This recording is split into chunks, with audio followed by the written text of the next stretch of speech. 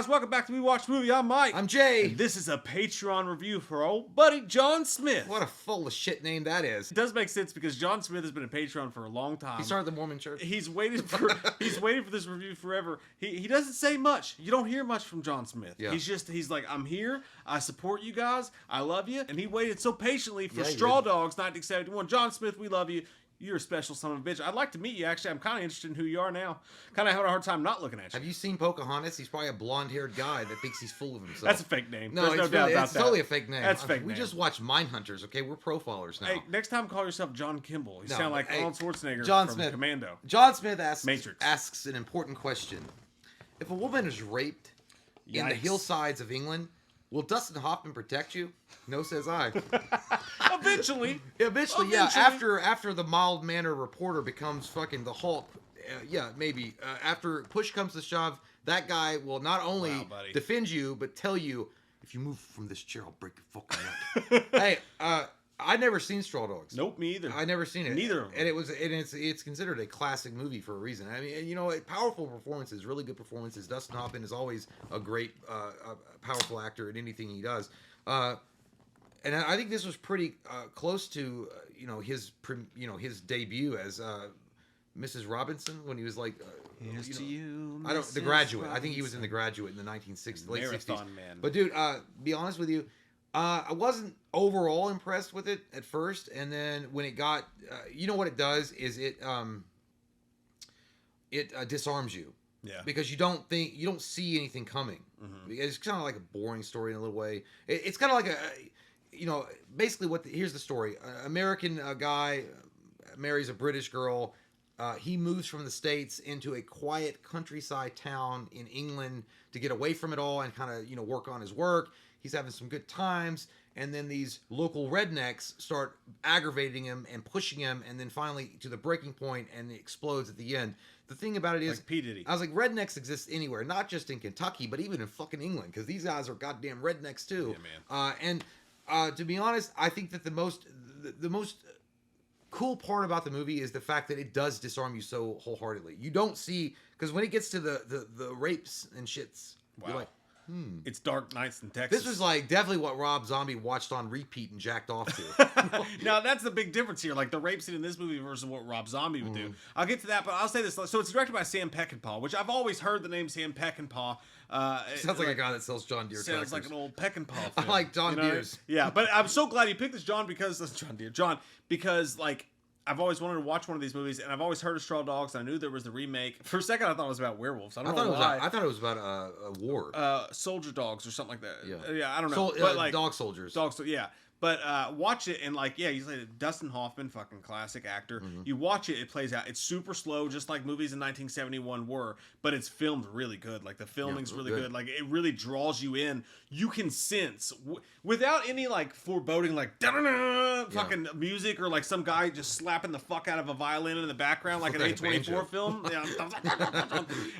With none of that shit, just the way the story plays out. As soon as the story starts, you get a sense that something's fucking gonna be wrong. And it immediately starts with, like, the camera zooms out, and there's these girls walking down a thing with wearing no bra, and their nipples showing, and all this, and you're like, Free the nip. something bad's gonna happen. I got that old Death Wish vibe, where, what's the guy in Death Wish? James Bronson? I know you're talking about Bronson. It's Bronson, yeah. Charles Bronson, maybe? Charles Bronson? Maybe that sounds right. Anyways, you know what's gonna happen, like, something bad's gonna happen to this family. But he goes in there, and Dustin Hoffman's like a little guy. He wears like his sweaters. He walks in a bar, and he's like, "Can I have 2 packs of cigarettes?" But he's also sure of himself. Like, he has that American vibe to him, and people immediately, you can tell, don't like him. are put off by him, because he's a little dude. He's not like a big fucking brawler or nothing, but he's still sure of himself.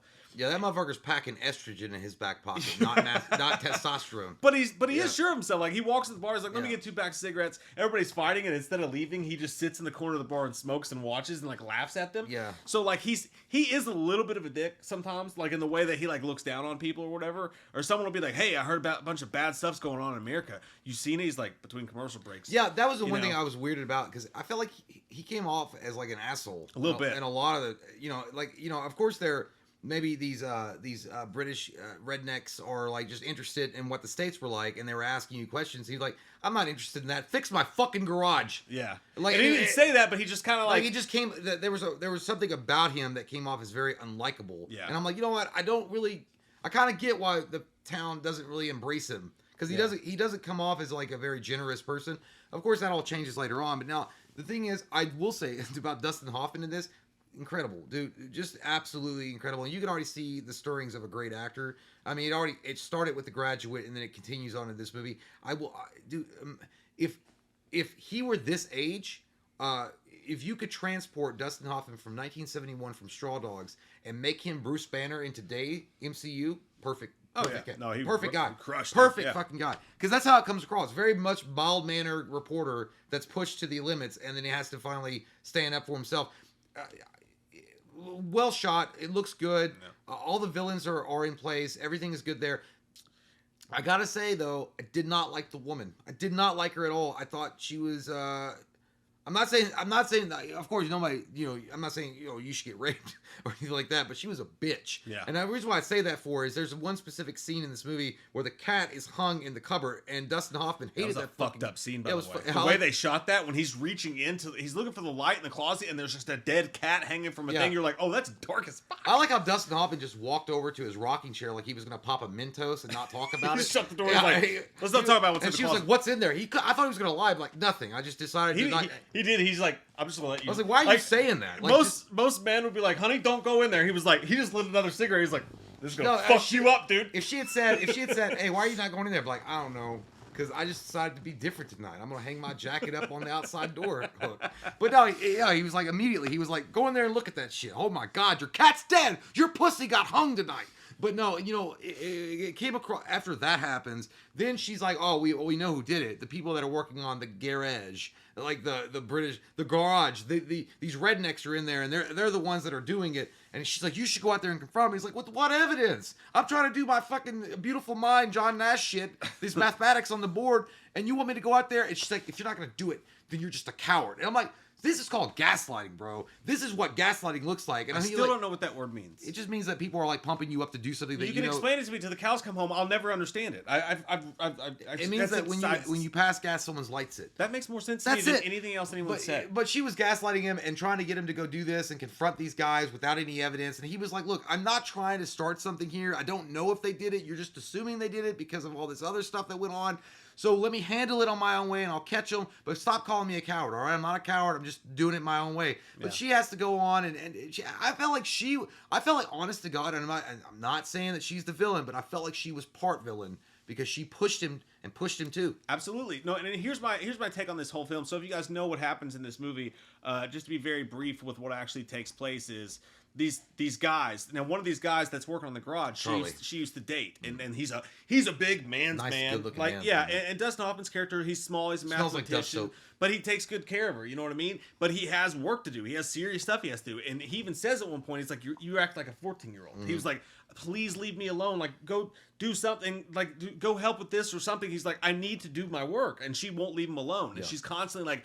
He's thinking he's writing on his chalkboard. She's like, "Hey, where's the cat? Yeah, hey, do you want mashed potatoes? Annoying. Hey, whatever." And like he can't get his work, he can't do anything. She kept erasing shit off the board. He's slowly going crazy, and she's just fucking with him the entire time. And then you find out this big, huge man's man.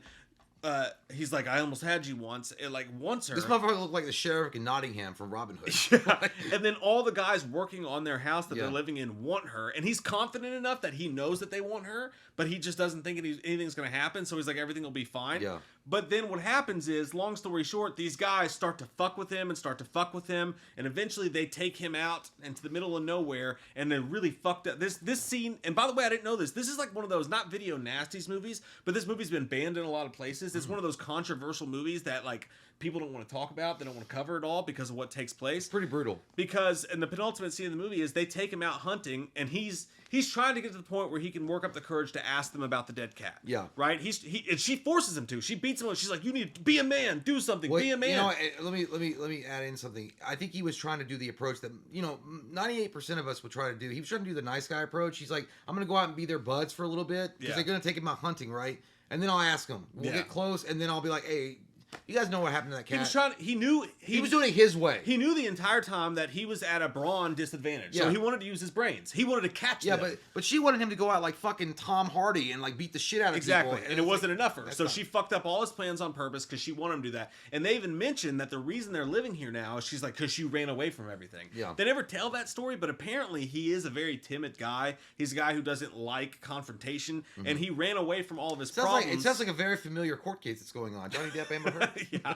He apparently ran away from all of his problems to go live in this place, and they barely reference it, but it's just smart enough to let you know what happened. But long story short, he goes out hunting with these guys. They leave him there, and they're like, oh, don't worry, we'll come back and get you. Meanwhile, while he's standing out there with his dick in his hand, and if you want to be technical not literally about it, so yeah, the guy shows up at the girl's house, and he's like hanging on her fucking door like Rocky Balboa. That was weird. He goes to kiss her, and she kisses him back. Then she tries to pull away. Yep. Then the guy starts to rip her clothes off. Yep. He does rape her. I mean, it is a rape. It's a weird scene though, because he talks about what he's doing. Like she's like struggling at first, but she kisses him back like Mike mentioned. Like it's very much. She slaps him too. So there's a fight, but there's not a fight, and then it's happening and it's not happening. And then when he's taking her clothes off slowly, and he's telling her, he's not even telling her, he's just doing it, and then she's like, "Don't," and then he's like, "Stop." Shh. It was weird, but she lets him do it. And then when you get to the actual rape scene, this is where.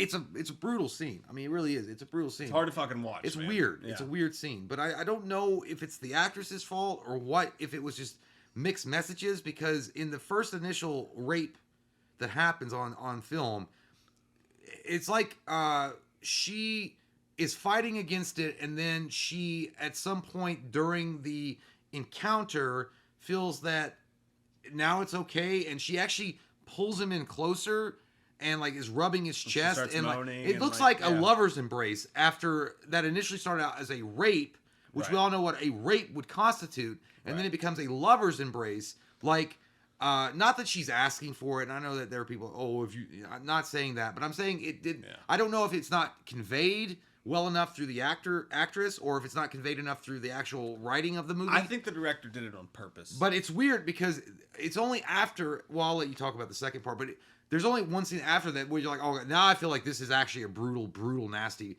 thing. Right. I'm saying what happens in the beginning is not terrible. It's terrible, but I just feel like the messages were mixed. Yeah, it's confusing. And I think it was meant to be confusing because, like, and I'm not going to say what they were trying to say, but, like, again, she kisses him back, and then she goes, no, I don't want this. Then she, like, rubs his chest and shit. Right, and then she pushes him off, right, and then she smacks him. Yeah. But then he smacks her. But then he throws her on the couch, and she says no. It's very clearly, there's no doubt about it. It looked like Kurt Cobain fucking Courtney Love. It's 100% a rape. No matter how you chalk it up, it's a rape, and it's a violent rape. But at some point, she stops, and she starts to act like she wants it, and she enjoys it. And there's two sets of mind about this. One set of mind about this is that he was big and he was strong, and he was telling her, I'm gonna do this. Yeah, and she decided, if I just give in, then at least he won't be rough on me, and I can make it a slow, loving thing. And she even says, "Take it easy." That's one. Yeah, that's one part. That's one way of looking at it. And then there's another way of looking at it where you could say she secretly wanted it to happen. She didn't want to cheat on her husband, but she did want to sleep with him. She dated him before. Yeah, but she did want to sleep with him because she thought of her husband as this small, little, emasculate guy, and she actually wanted this big, brawny man guy. So since he was going to force it on her, she was going to enjoy it anyway. You know what? And then like they do a really good job of throwing it in that gray fucking area where it was very again, gray. No matter what, it's rape and it's wrong, but it's very confusing what's going on. Yeah, because I guess nowadays you would even look at it like what the way the scene unfolds in the initial part of the rape scene is very much a kinky type of sex between two consenting adults that before he smacks her, of course. No, yeah, of course. I mean, but she smacks him back, and then there's this whole back and forth, and there's this whole weird like dynamic that's happening between the two.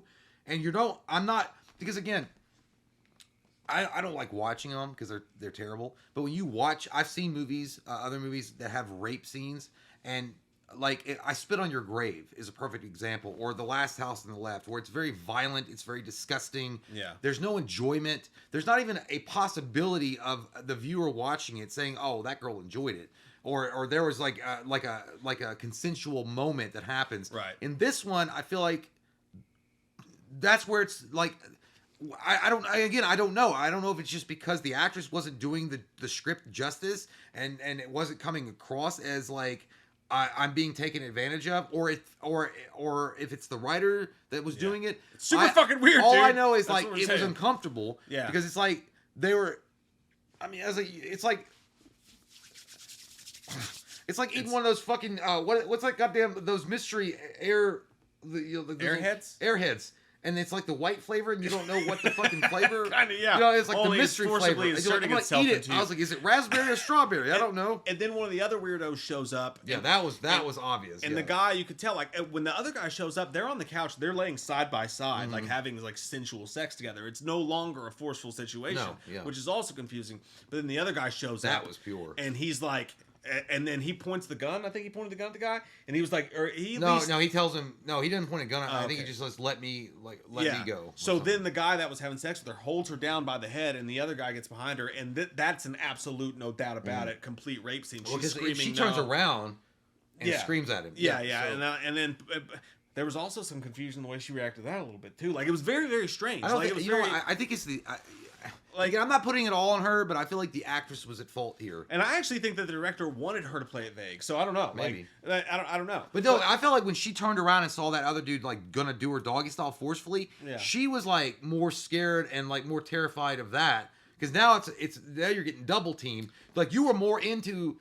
You dated this guy before, and of course he's raping you. It's a sexual assault either way, And then you got into it, and now like you see what's happening with his friend. Now he's gonna get a train running up on you. Yeah, it's fucked up. It's really fucked up no matter how you look at it. But then Dustin Hoffman shows back up, and he just walks in the house. Did you get pissed that she didn't tell him?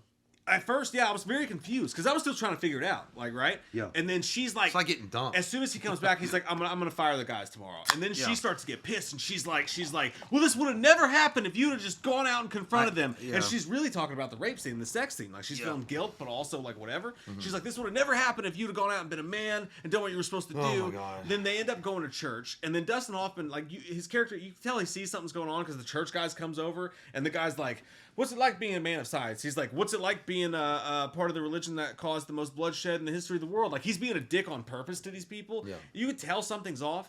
They end up going to the church, and here's where I think that it was actually definitely an unconsentful, she didn't want it, she absolutely hated it, rape scene. They're sitting in the community church, and she's trying to live a normal life, but all she can see is scenes of her being raped, and she starts to cry.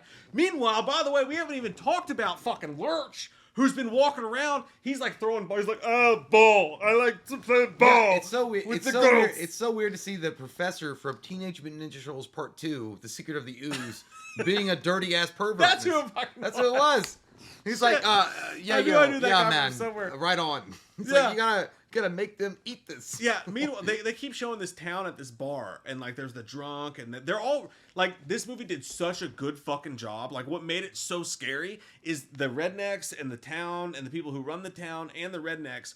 They're all so scary, and the way that they would talk to Dustin Hoffman, the way that they would like, I literally work for you, but I'm also making fun of you to your face. They were bullying him to his face, and like, did he know it? Did he not know it? Well, that's what bullies do. I mean, no, he knew it. Yeah, like, and like, but the tension in the air. The rednecks, by the way, the actors were really fucking good actors, man. Every one of them. They were so good at making that scene tense and making you like even the weird guy that was the rat catcher. Yeah, was freaky. He's like, yeah, like, you're fucking weird. They were fucking with him from minute one of this movie, but they were doing it to the point where they weren't obviously fucking with him, so we couldn't come out and say, "Hey, you're fucking with me."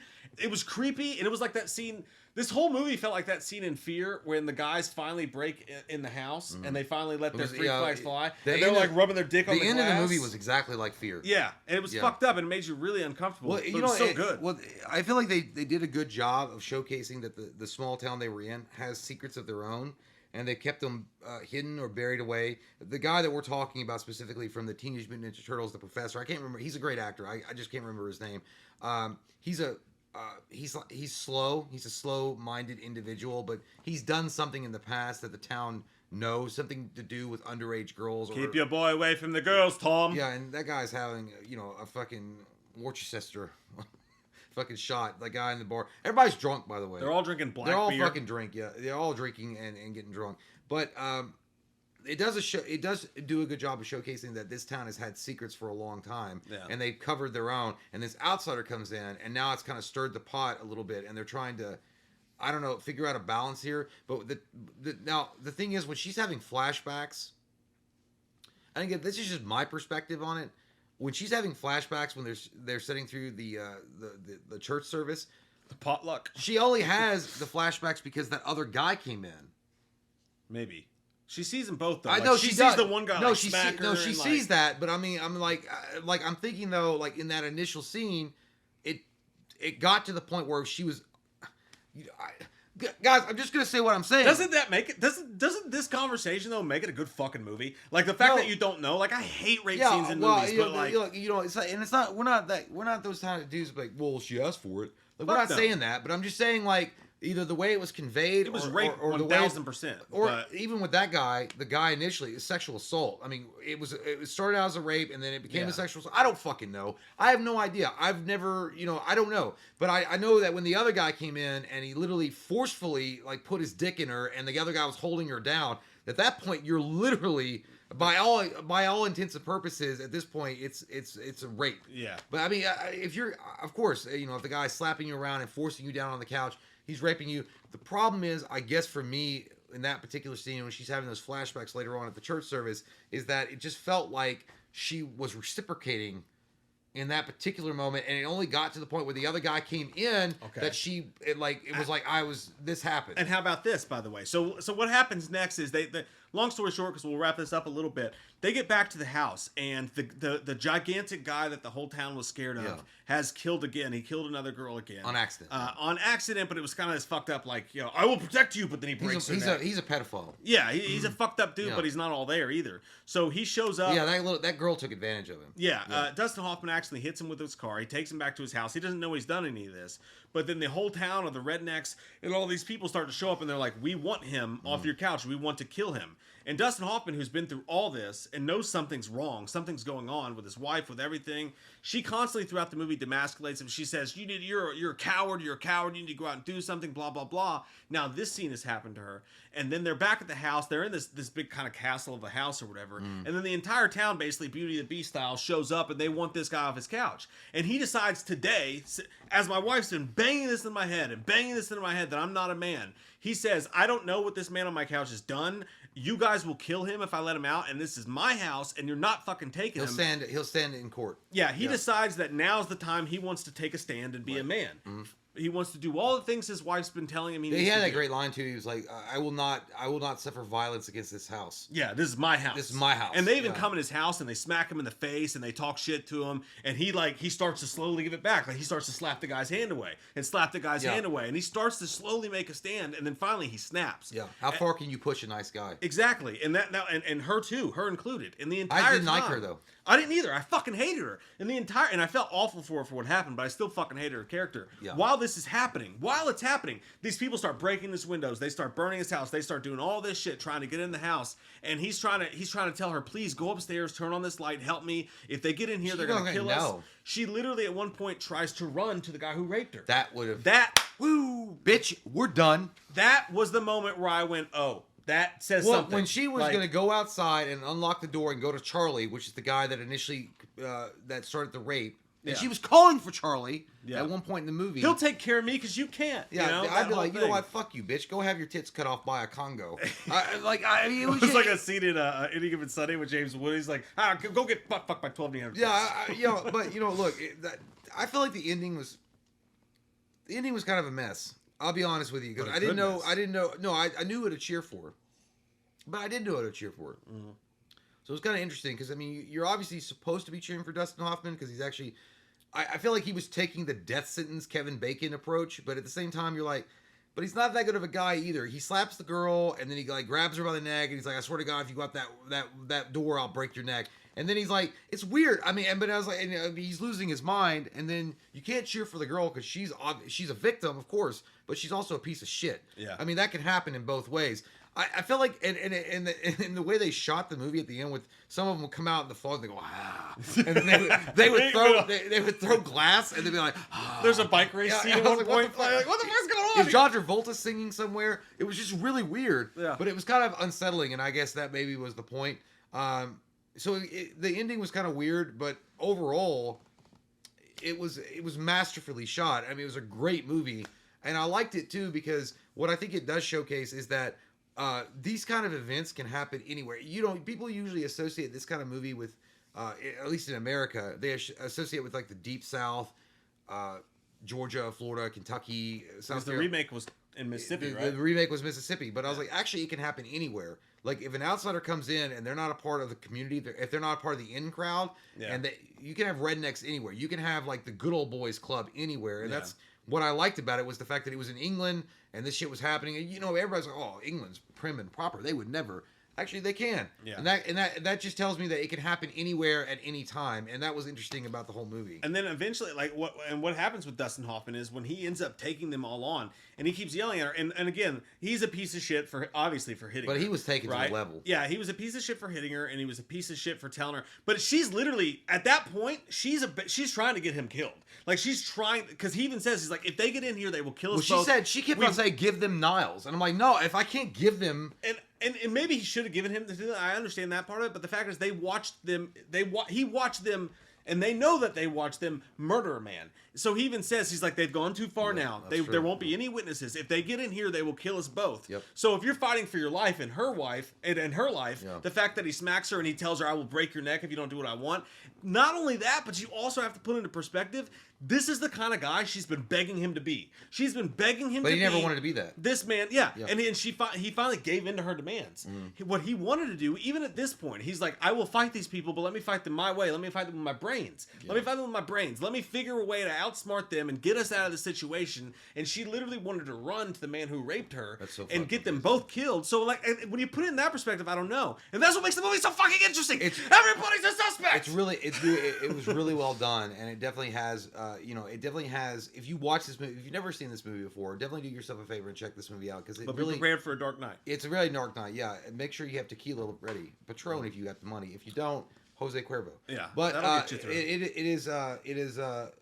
It's a very interesting character piece, because when I look at it too, and I can't help but be, I think of this. I was like, you got this third wave feminism screaming about toxic masculinity and shit like that, right?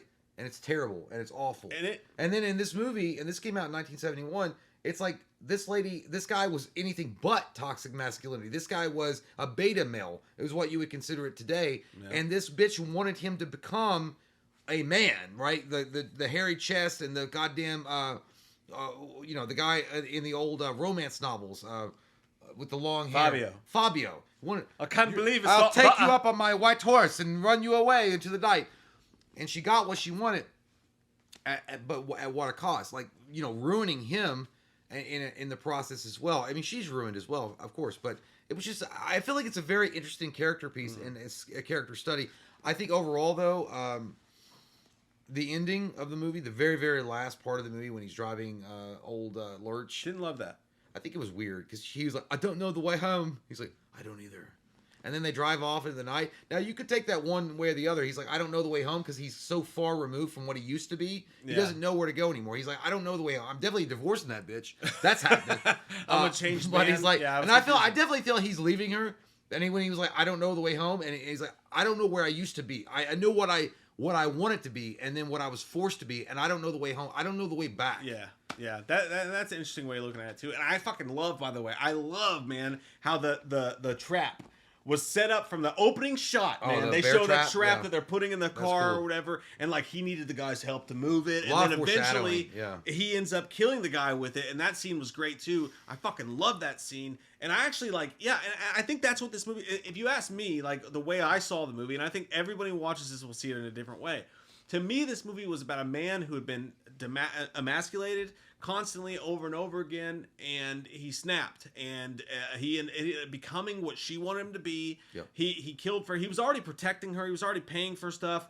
He was already putting them in this situation. She wouldn't let him work or whatever. And he was like, will you please just, you want to help? You can help by doing this. You can help by doing this. Just help me, whatever.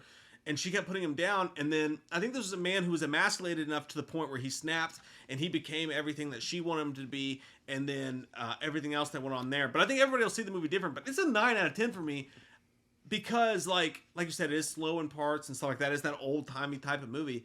But I think this is one of those movies that's so fucking interesting.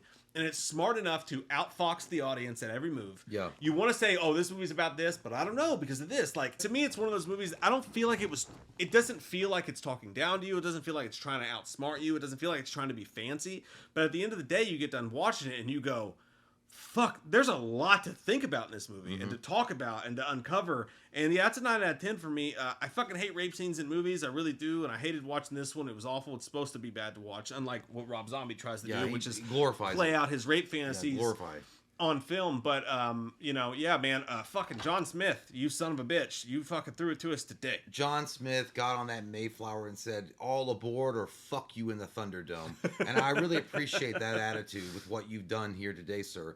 I'm going to give this movie an 8.0. I liked it quite a bit. I thought it was a good movie. I feel like the problem with me, while it was good and it was significant and it was interesting, especially in the time frame that it came out in 1971, it was one of those first films that really, I know it's not the only one, but it dealt with this in the rape, particularly in a way that hadn't really been shown, that it can happen anywhere, anytime, any place. And then also, that's not the only victim in the movie. The other victim is actually Dustin Hoffman, who's been forced to become this monster that he doesn't want to be, just to either satisfy his wife's desire or imagination of what a man should be, and almost living up to what Charlie, who is her rapist, is in her mind. It's disgusting. They're both disgusting concepts. I feel like the problem is, the reason why it's not a higher score is because I feel like it was also all over the place in as far as tone sometimes. I feel like sometimes, and I'm not saying it was bad, but sometimes the way it was shot, like toward the end when they're coming out of the fog like goddamn John Carpenter creatures, like, oh, and then you hear a glass shatter, like, you want a rat? And it was just weird. It was weird. I know, I maybe that was on purpose to set you on edge, to make you feel weird, because I felt weird. I felt like I was like having a bad trip on acid. Yeah. Because it was just really a crazy cacophony of different scenes spliced together. Sauerkraut. Yeah, and then all of a sudden there's fog, and this guy's coming into the foreground, and he's throwing something, and then it's back to Dustin Hoffman. And he's like, I smelled her panties. It's weird. Yeah, it's weird. It's weird. But yeah, dude, overall, great movie. Really good. Powerful performance. Dustin Hoffman, again, just showcases what kind of awesome actor he is. But I feel like the lesson to take away from this movie is the fact that, yes, you can look at the movie and say there's a brutal rape scene in it. Very confusing rape scene, but it's still brutal. And then, is that the only victim? No. The other victim is Dustin Hoffman. I feel like Dustin Hoffman is an unsung victim in the movie as well, because the fact that he's not only getting gaslit by these bullies and pushed to the limit, he's also even hit the people, the person that he feels like he can go to for advice and comfort is pushing him and pushing him and pushing him, and he can't even fucking think. And then he's like, I gotta become this monster, and I don't want to become this. And then at the end of the movie, he kind of all sums it up, because he's like, I don't know the way home either. And I took that way, it's like, I don't know the way back to who I used to be. I've changed so significantly now. I'm definitely divorcing that bitch. And there's also something to be said for, did he protect her enough? Like, he was stupid enough to get lured into their trap. Like, he was dumb enough to let these rednecks lure him into their trap and leave her home alone when he should have known that's what they wanted. I feel like this is a lesson. He ignored her when she told him they were looking at her like that. Like, he did some dumb shit too. I feel like this is a lesson to stand up for yourself. I mean, I like, honest to God, like, just stand up for yourself. He could have stood up to her. Not run away from problems. He could have stood up to her a long time ago and be like, it's not working out. I'm not what you want me to be. Obviously, you're in love with this Charlie guy. And then she could have stood up for herself and done the same thing. I don't know. But I feel like what it was a mutually destructive relationship that ultimately bred this circumstance. Yeah. They were a breeding ground for all these people to come over and fuck their lives up. But dude, I'm going to tell you what. It's a good movie. And again, it really is worthy of your attention. And we talked about it for 30 minutes just now. So 6 or 7 drinks deep. So it must be worthwhile. If you haven't watched Straw Dogs 1971, fucking watch it. Hey, John Smith. You silent son of a bitch in the background. I like him. We appreciate you, dude. We appreciate all you patrons and all you guys who watch this. We love you all's fucking faces. John Smith is that guy in Men in Black that sits back there with his notepad and writes down the people that are going to pass. Or the guy in porn. Depends on who you want to be, John. You be you. Hey, John. Thank you, guys. And thank you for listening to our bullshit rants. I bet he has a mustache. I bet he does. But a good one. And he twirls it. Strong one. When he gets hard, he twirls it. What are you going to do on October 31st? What are you gonna do on October 31st? Here comes that white-faced fucker, an asshole like no other. He's a big old piece of shit. Wants to stab your sister's tits cause he's a white-faced fucker. Loomis can't recover, Dr. Challenge drunk again, sleeping with your sister's friends. Do you wanna know about the darkness? I said, God damn. God damn you, Michael. I said, God damn. A lot of people don't know the darkness that goes inside their hearts. I said, God damn. God damn you, Michael.